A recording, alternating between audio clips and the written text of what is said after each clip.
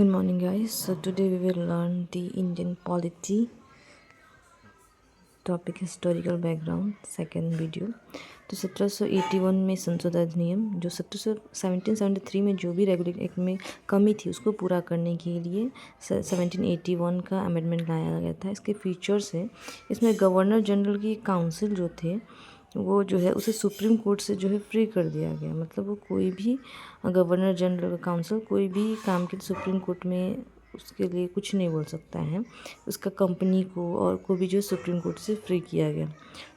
Second, supreme court के under सिर्फ कोलकाता के जो भी लोग होंगे वो लोग सिर्फ आते हैं। सुप्रीम कोर्ट उसके लिए कानून बनाएगा और जो भी हिंदू और मुस्लिम जो है लॉज उसके अंतर्गत ही जो है तहत ही कानून बनाएगा। तो यहाँ पे जो है जो भी सिविल जो आर्टिकल हमारे 44 DPS में बोला गया था सिविल कोड, इसको जो है उल्लंघन है कि समान सिविल संहिता यहाँ पे नहीं हो रहा है, क्योंकि हिंदू के लिए हिंदू लॉ, मुस्लिम के लिए मुस्लिम लॉ। तो इसका जो है विखंडन है ये आर्टिकल 3 में। उसके बाद 3 जो है उसमें बोला गया फीचर्स 3 में कि जो भी प्रांत का जो भी बात होगा वो सुप्रीम कोर्ट में नहीं जाके मामला सीधा गवर्नर जनरल का काउंसिल में जाएगा।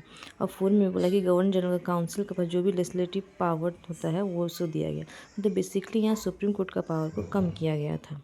उसके बाद 1786 का आया, उसमें जो है कर्नवालिस को बंगाल का गवर्नर जनरल अपॉइंट किया गया और ये 2 जो है शर्त मांगा था। पहला, उसको स्पेशल पावर चाहिए था कि काउंसिल का डिसीजन को जो है वो नहीं माने, ऐसा कोई उसके पास पावर होना चाहिए कि नहीं माने तो भी नहीं मानने से भी होगा, नहीं माने ऐसा। उसका सेनापति जो है कमांडर चीफ जो है पद उसको चाहिए था कर्नवालिस को। 1793 चार्टर एक्ट आया, उसके बाद इसमें एकाधिकार मिला, 20 वर्ष के लिए इसको और बढ़ा दिया गया मोनोपोली। उसके कमांडर चीफ जो होगा वो गवर्नर जनरल का काउंसिल जो है हो, और ये गवर्नर काउंसिल होना कमांडर चीफ को ये जरूरी ना हो, ऐसा कुछ बोला गया।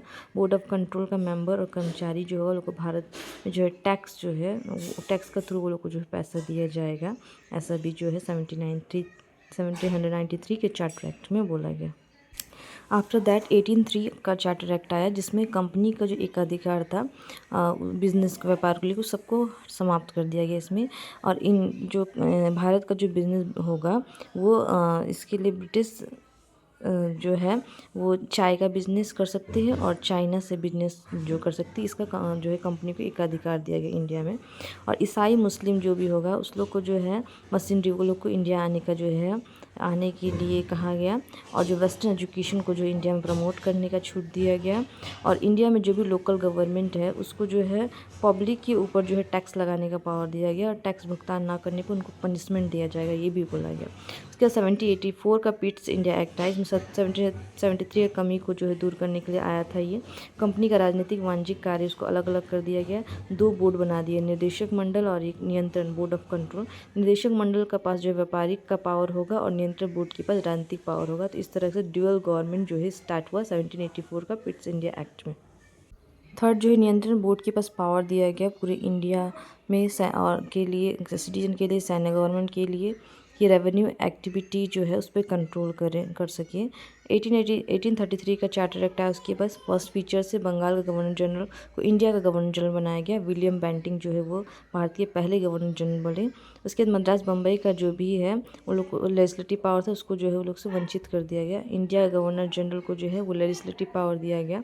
पहले बनाया गया जो भी कानून था उसे नियामक कानून बोला गया और इस एक्ट के तहत जो भी कानून बना उसको एक्ट और अधिनियम बोला गया।